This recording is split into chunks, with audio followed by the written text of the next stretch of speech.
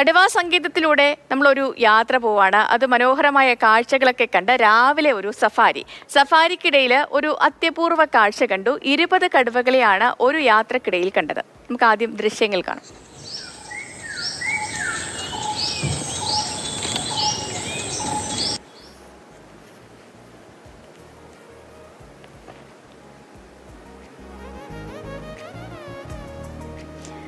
അനുശ്രീയുണ്ട് നമുക്കൊപ്പം. Anusree, good morning. അങ്ങനെ കടുവാ സങ്കേതത്തിൽ അതിമനോഹരമായ കാഴ്ചകളൊക്കെ കണ്ടിട്ടാണ് ഒരു സഫാരി അല്ലേ? അതെ സേതു, ഭയങ്കര രസമുള്ള ഒരു കാഴ്ചയാണ്. കടുവകൾ സ്വൈര്യവിഹാരം നടത്തുന്ന ഒരു ദൃശ്യമാണ് നമുക്ക് കാണാൻ പറ്റുന്നത്. ഇത് സംഭവിച്ചിരിക്കുന്നത് മധ്യപ്രദേശിലെ കാൻഹ കിസിൽ നാഷണൽ പാർക്കിന്റെ ഭാഗമായ കാൻഹ ദേശീയ ഉദ്യാന കടുവാ സംരക്ഷണ കേന്ദ്രത്തിലാണ്.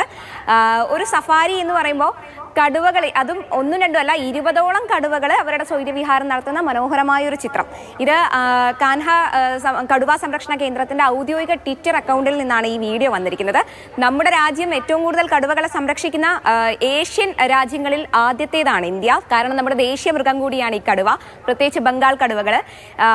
ഈ കടുവകളെ സംരക്ഷിക്കുക എന്നുള്ളത് രാജ്യത്തിന്റെ ഏറ്റവും പ്രധാനപ്പെട്ട ഒരു കാര്യമായതുകൊണ്ട് തന്നെ ഈ കാൻഹ നാഷണൽ പാർക്കുകളിലടക്കം കടുവകളെ കൂടുതലായി സംരക്ഷിച്ചു വരുന്നുണ്ട്.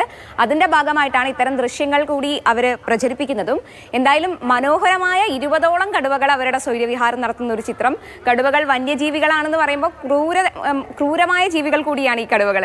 നമുക്ക് കൂടുതലും പേടിയുള്ള ഒരു കാര്യമാണ്. പക്ഷേ വൈൽഡ് ലൈഫിന്റെ ഒരു മനോഹാരിത കാണിക്കുക കൂടിയാണ് ഈ ചിത്രം ചെയ്യുന്നത്. എങ്ങനെയായാലും വൈൽഡ് ലൈഫ് ഫോട്ടോഗ്രാഫി ഒക്കെ എങ്ങനെയായാലും നമ്മൾ കൂടുതൽ ആസ്വദിക്കാറുണ്ട്.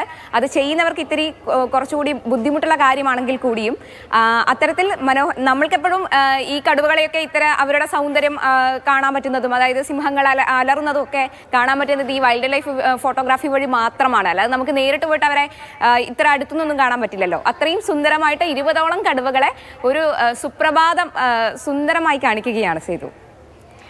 അനുശ്രീ പറഞ്ഞ കാര്യം വളരെ സത്യമാണ്. കാരണം നമ്മൾ ഈ വൈൽഡ് ലൈഫ് ഫോട്ടോഗ്രാഫി നമ്മൾ പറയുന്ന പോലെ തന്നെയാണ്. കടുവയും പുലിയും സിംഹവും എന്നൊക്കെ പറയുമ്പോഴത്തേക്ക് നമുക്ക് ഭയങ്കര ഒരു പേടിയുള്ള സംഭവം തന്നെ.